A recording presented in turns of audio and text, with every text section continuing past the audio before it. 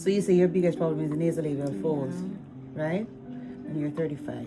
So nasolabial folds are pretty complicated, at least for me. Okay. I mean, to get rid of them, it's a multiplicity of issues. Because if you notice when you smile, so your nasolabial fold rises, right? The reason why it rises is because there's a muscle that inserts close by here, and it comes all the way up here, right? So when you smile, that muscle pulls the lip up so you can smile. Right. And when it pulls it up, if you notice, it deepens your nasolabial fold. Yes. Right? That's natural. Right? Zygomaticus major, zygomaticus minor, those are muscles that are involved in lifting the lip when you smile. But it also, over time, creates this groove here that you call the nasolabial fold.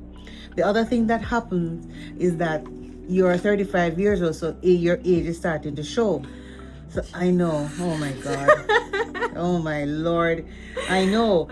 So your tissues are falling, right? They're descending, so to speak. So what happened is that you have a ligament right here. I don't know if you see that line. No, I don't see it. You don't see it? No. Lord, me see it. Oh, Do you see now? All right, relax the face. You see that there's like a little dent right here? Right, that's a ligament. Okay. Right? This ligament divides two fat pads, this fat pad and this fat pad. Right? So when you were younger, relax the face, this fat pad was higher, so you see you don't see that line anymore. That fat pad was up like that under your eye.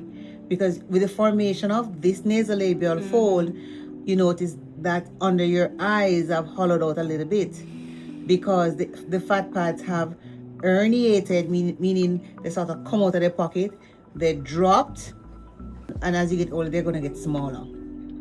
So that's the whole aging part and the nasolabial fold. The other component of the nasolabial fold is the temple.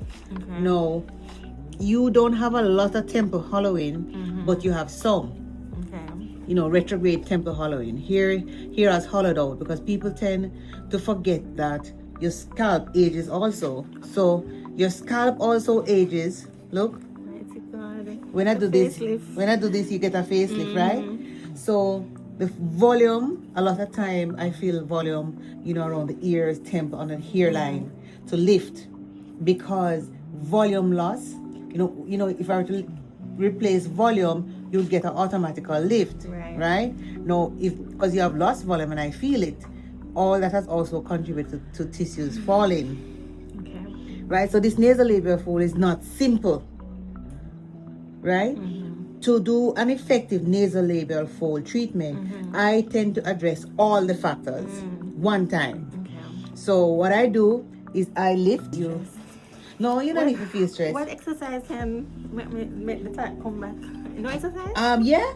Did they do facial pulling on her today? Yes, he did. Right, that can help tremendously. All right. So what can happen is that, so I tend to address I tend to address all the elements of the nasolabial fold. So now, the other thing with nasolabial fold is that bone loss contributes to it. Now you're 35, so there's not a lot of bone loss, but I see some signs of bone loss. And so your piriform aperture, which is this space right here, sinks in and gets deeper. So that also contributes to the nasolabial fold.